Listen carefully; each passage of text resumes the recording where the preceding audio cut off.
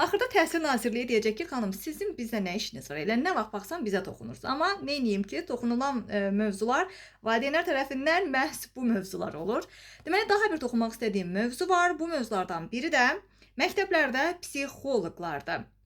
Deməli, psixologiya anlayışı Azərbaycanda əslində son illərdə var, amma tam da oturuşmayıb desək daha doğru olar. Yəni bu gün cütlüklər olsun, yaxud da ki, hansısa bir valideynlərə övladınızı psixoloqa göndərin desələr, yəni dəli həkiminə gedirmiş kimi təzə. Mənim uşağım yaxşıdır, məndə problem yoxdur və yaxud da ki, cütlükdirsə, get özünü yoxlatdır, məndə hər şey qaydasındadır deyib, yəni manipulativ yanaşmalar eləyənlər olacaq. Amma əslində bu gün dünya ölkələrinin hər birində fərd olaraq hər ailənin özünün fərdi psixoloqları var və olması gərəkən də budur.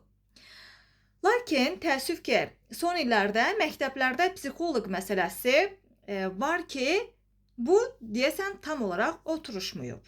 Əslində ön yarğılı olmaq istəmirəm deyə bu sualı da yenə valideynlərə ünvanlamaq istəyirəm. Məktəblərdə psixologiya nə yerdədir? Psixologiya dərslərindən söhbət getmir. Fərdi psixoloqlar ki, hər bir məktəbin özünün psixoloqu olur və həmin kadr məktəbdə hansısa bir problemli şagird olanda, problemli bir məqam olanda o məsələni gündəmə gətirib və o problemi həll eləmək üçün çözüm odaqlı biri olmalıdır.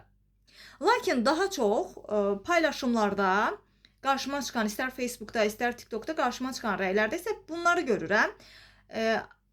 Boş otaqdır, sadəcə üstündə psixoloq yazılır. Psixoloqdan başqa hər şeyi eləyirlər.